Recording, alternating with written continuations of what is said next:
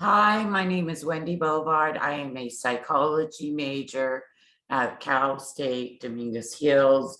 Today, I wanted to talk to you about the narcissistic personality disorder.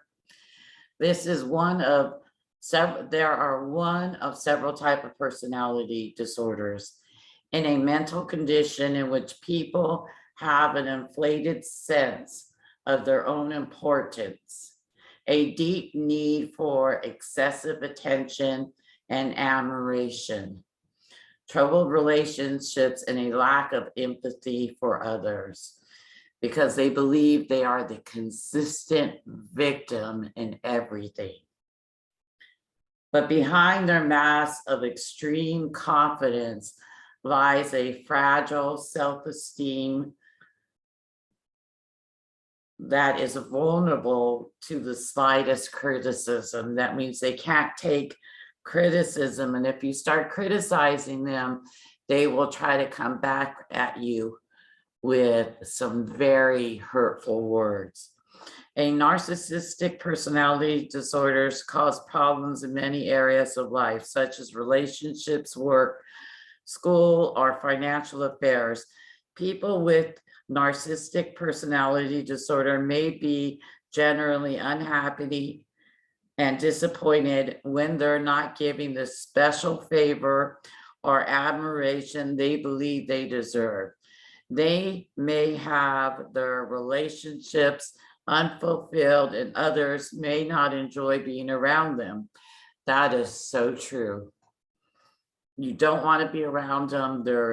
They could be miserable people if you're not making the whole event or situation about them. Signs and symptoms of narcissistic personality disorders can be very significant and very vague. And also, they can also have, they also gaslight you. And they also, most of the things that they try to do, they're not very successful at it. They have an extreme sense of self-importance, have a sense of entitlement, and requires consistent, extreme admiration, expect to be recognized as superior, even without accomplishments that warrant it. They exaggerate their achievements and their talents. They can tell stories that are so much part of a fictional tale than what is actual truth. So be preoccupied with fantasies about success, power, brilliance, beauty, or their perfect mate. Believe they are superior and can only associate with equal special people, monopolize conversations, and belittle or look down on people they perceive as inferior. Expect special favors and unquestionable compliments with their expectations. Take advantage of others to get what they want. This is very true. I've seen it. Have an inability or unwillingness to recognize the needs and feelings of others. Be envious of others and believe others envy them. Behave in an arrogant manner, coming across as content, boastful, and they just act like they're God's gift to the world, which isn't true.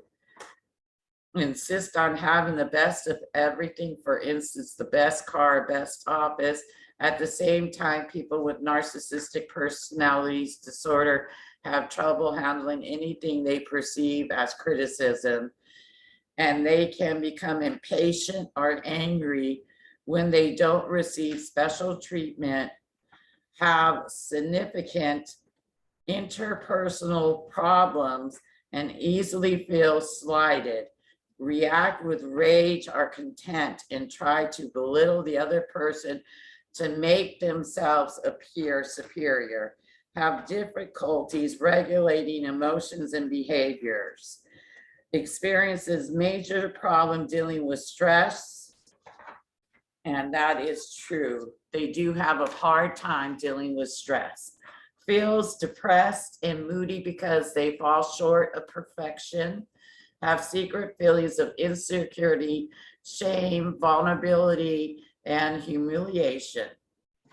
These are just some of the symptoms that they carry.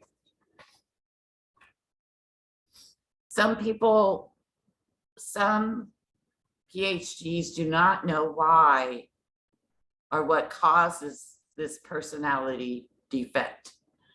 I believe it's something that is carried on from the classic conditioning we receive as children. For instance, somebody who's grown up in a domestic violence household, the child that grows up in the domestic violence household will see his dad hitting his mother. And they perceive this as a conditioning as to this is how you're supposed to treat your spouse. This is how it is. Not realizing that the parent that is the aggressor is the one who is bullying and picking on the family and teaching the family how not to have unity, love. They think this is an expression of love when it's not. It's really an expression of hate. So they in turn grow up and they mimic the same behavior that they've learned in their childhood house, which isn't really good. It's really bad. And then it leads to all of these symptoms that are listed here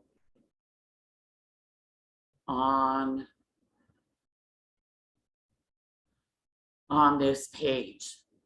I am going to get into the in-depth of it, but basically what I'm saying is a young child learns how to be a narcissistic person because of the trauma that they have grown up with in a domestic violence marriage. And parents need to leave this partner if this is what it's causing their children to act like. So for now, I'm going to leave it here and I'll talk more about it in the next one.